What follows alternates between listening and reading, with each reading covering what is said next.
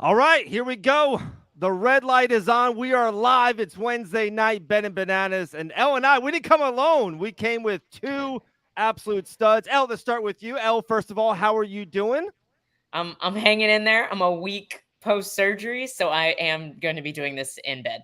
I was But gonna say, it's Elle, I always call you the fight of the show. This is the not cherry today. on top. You're Not a today. week post ACL surgery and you're doing the show. You're a stud, Elle. We appreciate you. Left, loving husband, one of the best lightweights on this planet, Grant Dawson. Brother, how are you? I'm I'm good, man. I wasn't even gonna do the show. Nobody asked me to do the show, and then Elle just turned on her laptop, and I was laying here, so I was like, "Oh, yeah, I'll jump on too. I guess we're doing this." So There we go. That makes perfect sense. This is the way, brother. This is the way. this is the way. On the bottom of the screen, I think legend and icon gets like put too easy in the MMA world, but Pitbull is an absolute legend of the sport. One of the main events of UFC 100, welterweight run, bare knuckle FC world champion. I was actually live at that fight. That fight was absolute glorious. Thiago, thank you so much for joining the show tonight, brother. Appreciate it. Thanks for having me, guys. A pleasure to be here. Absolutely. All right, let's get into it, guys. UFC Vegas 85 this weekend. No UFC last weekend, so we're all kind of fiending for it. Elle and I, we kind of talked off air about it, but it's a good card. I think the main event is good. The co-main event is probably where we're going to spend most of our time. We love that fight. It's a great fight. It's the people's main event. A couple other fights on the card, but the prelims are a little loose, a little weak. Am I on par? What do you guys think of the card? Elle and Grant, I'll start with you first. Just a synopsis of the whole card. Yeah, I saw a couple names that like popped out to me that I think your casual fans aren't gonna really pay attention to. But like Blake Builder was a guy who I saw on another card. I really like him. He's a really fun, like kind of brawler boxer. He was like came in as a big underdog when he first got into the UFC and surprised a lot of people. He's a really fun fighter. But I it's kind of a weird card. Molly McCann is making her strawweight debut. Right. That's interesting. Yeah. Like I didn't know she could make strawweight. So, there's some I don't know that it's not like you said, it's kind of a little lackluster on the prelims, Yeah. but there's a few interesting things definitely. How about you, Grant? Same, different?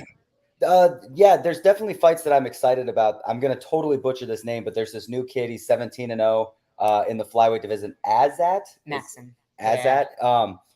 His first one incredible record. Anytime you see somebody with Right. that type of record, you're always wanting to see how they do, how they compete. And I'm going to be completely honest with you. I was super excited for him to get signed to the UFC. And then in his UFC debut, he won.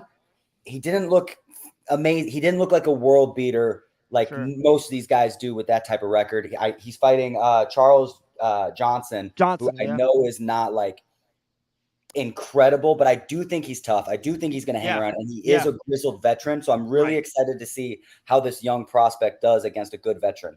Absolutely. Thiago, last question, same thing. Based on the card, how much have you looked into it? Of course, the co-main event, I know probably has your eyes as well, but what's your quick synopsis on the full card? In the prelims, I'm kind of looking forward to the Molly fight. She's kind of has her back against the wall, and I'm coming off of 2 losses. Right. Making her 115 debut. So and she beat that girl that she's fighting, Belvita before. Yeah. But that was her first fight also in the show. Belvita first fight, it was Molly. I'm kind of interested to see how that's gonna play out. It's always so interesting when a fighter, a real fighter, because I love her fighting style. She comes forward, she throws bombs. Yeah. She had 2 beautiful spinning back elbows, knockout. I like to see how a fighter, when it has, their back against the wall, how he's going to react to that situation. And she has a lot of her play. She has a big hype on her. Yeah. Coming off 2 losses and fighting in a new weight class, I'm kind of interested to see how she's going to do on that. And dude, the main card, we got so many guys. We have, I think we got Ali. It's fighting. He's our teammate. We got Muslim also. And then we got Moicano, and I'm kind of intrigued for the main event as well. The Aliti versus, I think I'm gonna butcher his name too. Yumavov, right? Yumavov. Yeah, Nasruddin. Yeah, Nasruddin. There you go. Nasruddin Did you, Dave? Yumavov. You've been practicing. Dude, I've been on it today. I've been on it. Roman Delizde, right? Delizde? Yeah, Delizde. There you go. Versus Yumavov, something like that. Yeah. I'm always butchering everybody's name. It's all good. I butcher my own kids' names. I'm the worst at it, I blame on CTE. Yeah. What's your excuse, Dave? I don't have that. I'm just horrible. I got no excuses. No excuses. It's okay. I've known you for like 2 years now, and today I called you Dan for some reason. Jeez. Pretty close. That's real love right there, Grant. Real love. All right. Usually we do best bet, underdog, 3-5 parlay, and I'm probably just going to go to you on that. But with having Thiago and Grant on the show, I'm going to do stuff a little bit different. Grant, I'm going to kind of start with you, and then I'm going to punch it down to Thiago. I asked Jillian this question on the show today. What is it different, Grant, watching a lightweight fight? I know Moicano is a teammate and a friend, and I know Drew Dober's a friend of yours, and I've heard great things from you guys about him. But those are two guys in front of you in the rankings. Does that give you like, okay, I'm not drinking anything, not eating anything. I'm really tunnel vision in the fight, or not? Am I kind of going too much on a lightweight fight in the same division as you? Well, it's almost the opposite for me. Is I can almost relax more because look, me and Moicano are probably not going to be fighting. We're not going to go up against each other unless there was just life-changing, ridiculous money on the table, which I just can't see the UFC being like, we want that fight so much we're willing to pay whatever you want to see Grant Dawson try to hump Moicano's leg for 15 minutes, So it's almost relaxing knowing like I'm probably not going to fight Moicano, and Dober and I have been offered to fight each other I think twice now, and both times we've said no, like we don't want to fight each other unless we absolutely have to. I'm in a way, guys, and it's changing. Dude, I get tagged in you should fight this guy, like this is the fight to make, and the dude's 1-0 in the UFC. Like there's so many guys just bursting onto the scenes constantly that it's like you never know who you're going to fight. I made the joke today with one of my buddies. I was like, if I don't want to fight somebody, I usually call them out because that is a guarantee that the UFC will make sure not to set that fight up for some reason, because I've never gotten anybody that I want to fight. So in a fight like this, it's easier for me to grab the popcorn. Okay. And obviously I like both of them. Moicano is my teammate. I am cheering for him. I am rooting for him. And I do think he will win the fight. But Drew is also a friend as well. So I'm kind of relaxed on this one. With Thiago, with coaching at American Top Team and being down there, and I know a lot of times you're even at the show or in the corner, but the same thing. I know this might sound weird, and Elle probably makes fun of me all the time about it, but like when Grant fights or when Jillian fights or when my dear friends fight, I get nervous as hell. Like I've never been in there, but I'm like nervous as hell, like watching my kids hit a T-ball for the first time. So like, do you as a coach, do you get more nervous when you're at home watching it than you're even there in the corner? No, definitely when in the corner, Yeah. It's one of the things that I always talk with my, colleagues, like my other coaches, friends, it's, you get about like 20% of the fields, if you were to compete, so it's still like nerve wracking, but in a way, like you just trust that the work has been done, trust your athlete, and then you let it go, because there's nothing you can do about it at that point, but you still get all the feels. I know the warm up before, that tension's in the air. So yeah, you definitely live through them, in a small percentage. Crazy. All right, Elle, let's go right into it. What is your best bet of UFC Vegas 85 this weekend? My best bet is Moicano over Drew Dober. I kind of was toying with the idea of the finish because I definitely wouldn't be shocked at a submission in like the second or third round. But honestly, the last time I looked at Moicano, he was only like minus 180-ish, which I still feel like is really good value on Moicano here. I was really surprised not to see him as a bigger favorite. I like both guys a lot, but I definitely think Moicano is just a more well-rounded fighter. I think he'll be able to deal with Drew on the feet. Drew absolutely has the power to put anybody away, even in a fight that he's losing, as we've seen before. Yeah. But I expect Moicano to grapple pretty early, considering Dober has struggled with high-level grapplers in the past. And I'd be surprised not to see Moicano either in mount or on the back by the middle of the second round here. It's funny you said that, because when I saw this fight, it's just both guys, very entertaining to watch. Of course, Moicano is maybe more entertaining on the stick than he is even in the cage, right? He's amazing on his show and YouTube and all that. But it's funny when I thought the same thing as you, El Rep the Rip. I'm like, this fight's not going 15 minutes. Like, this fight, we'll see a finish. But after looking more into it, Dude, Drew Dober's only been submitted by one man. That's Islam Makhachev, maybe the greatest, lightweight on this planet. The second greatest lightweight on this No, planet. that's wrong though. What? He got guillotined by something Espinoza. Escudero, in the Efrain, UFC or before it? Efron Escudero. Efrain I Escudero. know he's gotten guillotined because he threw a kick, he slipped, and the dude caught his neck and guillotined him. And like, wow, okay, great. In the UFC or in before it? UFC. In Wow, UFC, yeah. okay. Look at that. All Also, that 8 hours of technically, research. Leandro Apollo Leandro beat him. submitted him with It was a a no guillotine from contest. side control. Gee whiz, look at that. So I just thought, I thought Drew Dober's a tough guy to be submitted. Maybe not. Maybe that's where Moicano is definitely going to go. But I thought after seeing it, I think this is going to go 15 minutes. I have a weird feeling. I love, of course, Moicano on this spot. I think grappling control. I think, of course, a couple times he's going to go for the finish, second or third round when he's probably ahead multiple rounds. But I do think this fight's going to go 15 minutes. How about you, Pitbull? I think I'm gonna go with L, man. I think Moicano, it's gonna look to grab early, and once Moicano gets you down, goes towards your back, it's gonna be just hard to get him off of that. We've seen it over and over again. I think in the beginning he needs to be really sharp, really ready for the exchanges and ready to level change. But I'm gonna go with my boy Moicano, man. He's been looking really good in the gym, and I think probably late second round, like El said, Wow, we'll be able to get that finish. love that. And I think the UFC knows what they're doing a little bit, even on this card, especially the main event, not being maybe big names or even names that are great on the stick. I think Sunday and Monday, the MMA world will be talking about Money Moicano. I think he is what he does inside the cage, what he does out of it. I think he will get a big bump from this weekend. I think this is his card this weekend. So, all right, that's best bet. L, how about an underdog? Give me an underdog you like on this card this Saturday night. I'm gonna go straight to the main event. I was really surprised to see Roman Dolidze as an underdog against Nasruddin. Nasruddin Imavov, he's a great striker and he is a very technically sound guy. But if you look at his best wins, like both guys were on like a pretty solid winning streak for a while. If you compare the streaks between the guys, I think so. Dolidze's 3 big wins were Jack Hermanson, Phil Hawes, who beat Imavov, by the way, and Kyle Dawkins.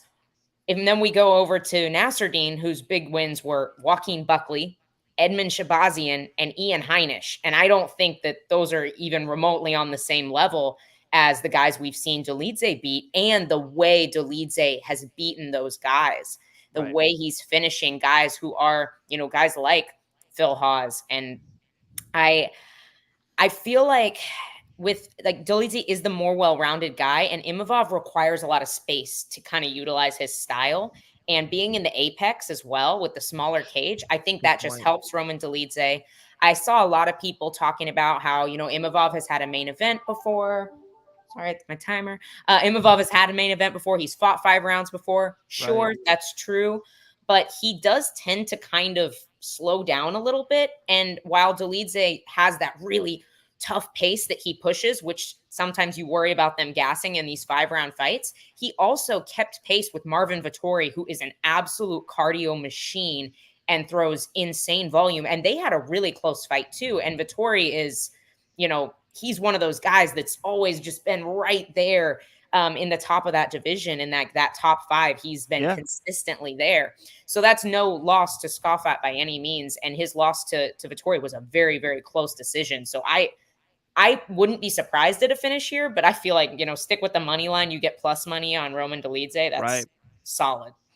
I'm with you. We talked about it earlier on the phone. We were shocked that Roman was the underdog. It doesn't make sense, and sometimes that's scary when Vegas is doing that, because Vegas has really tall buildings out there. I don't know. It's like, wait a second, what are they doing? Thiago, we're at the main event. Where are you feeling on Roman or Nasruddin? I didn't know that Dolidze was the underdog in that fight. It kind of surprised me a little bit. I didn't look at the odds yet. But I think, he has the better weapons, right? He's a hard hitter. Once you get on the ground, you're in big trouble. It doesn't matter if you're on the top or on the bottom. And like Al said, Roman needs that. Not Roman. Yomavov needs that space, to strike. He's very light in his feet, but I don't think he carries a lot of power. One way that he could finish the fight, if it finished early, I think Imavov has a better chance, and it probably will be catching Roman running into something, like just pulling out and landing a big punch. But I think if it goes to the third, fourth, Roman has a big chance of finishing him. Love it, love it. Question actually for Grant, and then we'll go with Thiago. Same thing. El, you mentioned the Apex. They're fighting at the Apex. Hopefully, one day soon they'll kind of be out of that place. I think. Grant, do you like the Apex or the smaller cages? Does that usually you would think it would help the grappler, the wrestler, right? Does it really? Do you like a big pay-per-view stage and a big huge arena and a different stage? Where are you at on the Apex against other pay-per-views with a bigger cage? I haven't fought outside the Apex since 2019. Wow. So it's kind of hard for me to actually be like, I almost don't remember. The last person that I fought in front of a crowd was Derek Minner. So that is one of the things. And it was at 145. Well, 149 and a half for me, but him 145. And it's been so all that Shake Shack, brother. It's all that Shake Shack. I didn't even eat Shake Shack back then. So for me, I'm gonna be honest, I like the Apex. I've got my routine. I've got, I got the PI right there. I've got the weight. I've got everything down to a science to where I feel like I can usually perform really well. And the big thing that I absolutely love about the Apex is I can hear my coaches. Like I can hear these coaches talk to me. It's like when you're in there and you can hear your coaches, we're fighting this guy. It's not I'm fighting this guy. It feels like it's 4 against 1 because I can hear them chirping, telling me what to do and guiding me through it. I enjoy the Apex. The downside to it is it's hard sometimes to get pumped up for the fight. It's hard to have that energy walking out there. It's almost too calm. You're too lackadaisical, which gives you the time to like get in your own head a little bit. So there are definitely drawbacks to it. But if you gave me the option to fight the same guy in front of a crowd or at the Apex, I would probably pick the Apex. Wow. Thiago, how about you coaching or, of course, fighting yourself back in the day? But are you an Apex fan? Do you like what it kind of brings so far to the UFC over the last couple of years? As a coach, I love it. Like Grant said, you already have the routine, exactly, with the time you're going to be there, the what goes through that between that time into the time that you have to fight. And then when it's done, you go back to the Airbnb or to the hotel, and then it's on to the next one, for us. So I enjoy the Apex. I didn't have the chance to compete in that environment. But yeah, as a coach, I definitely enjoy the Apex. Man, imagine you versus GSP with 0 people in the crowd. Come on. It's just not right. Not right. Crazy. UFC 100. Not a single ticket sold. Yeah, UFC 100. Like 800 VIP people there. But we got a good question here from someone that's watching. They go, what's your thoughts on Randy Brown's fight? A big step up for him. El, what you got on that? I agree. I think this is kind of a tough fight for both guys. Okay. Randy Brown can be kind of a wild card to me. I think he's a really skilled guy. Yeah.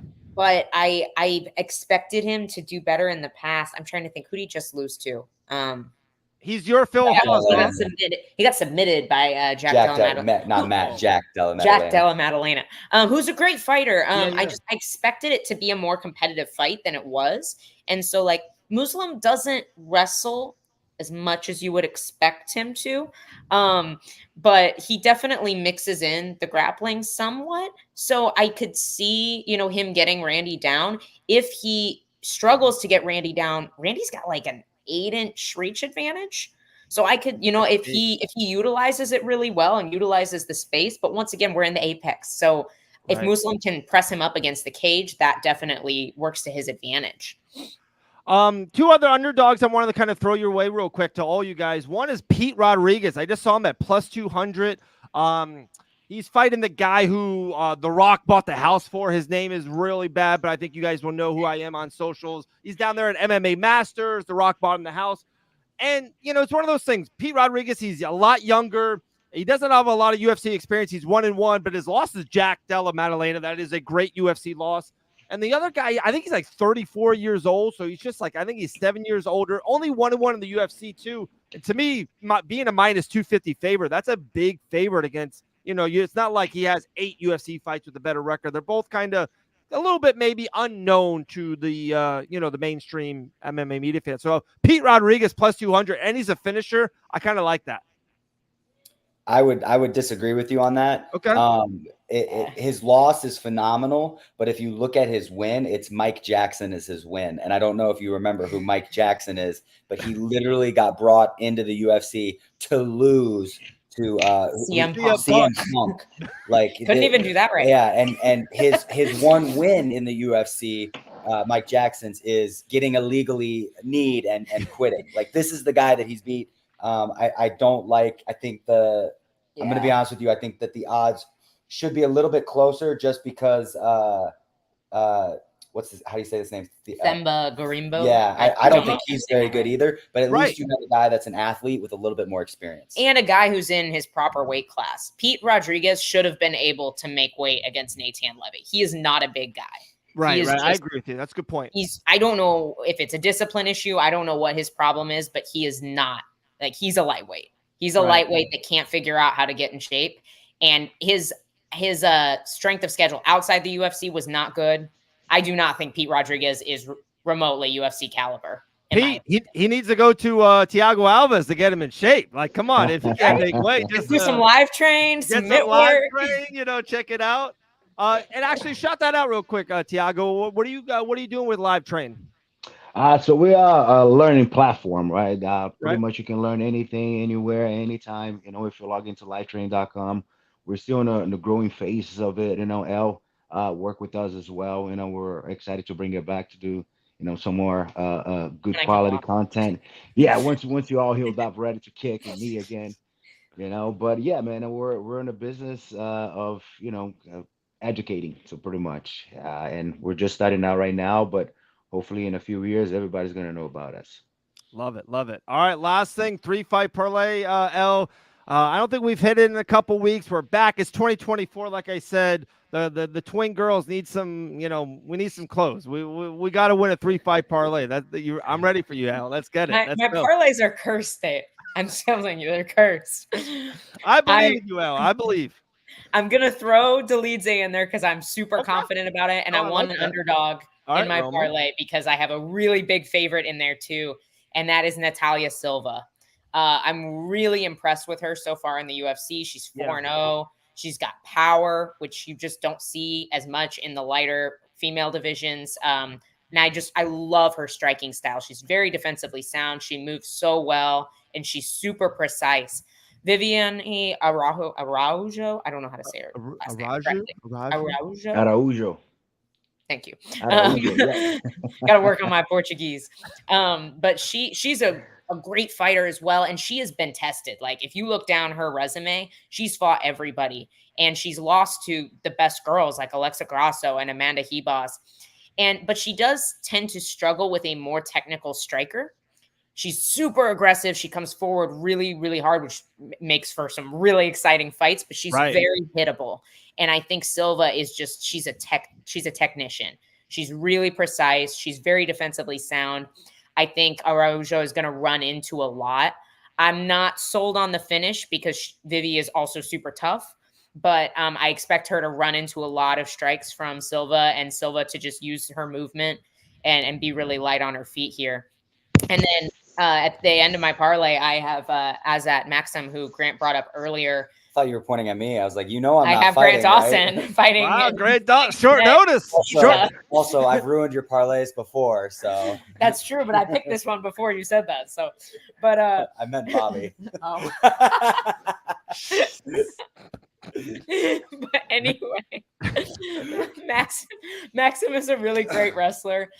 He chain wrestles really, really well, and he's very relentless with his takedowns. He showed in the Tyson Nam fight, even though it was not his best performance, he was relentless with the takedown attempts. And Charles Johnson historically has struggled with these great chain wrestlers like our teammate Cody Durden, who was just stuck to him like glue. I think it's a really similar fight.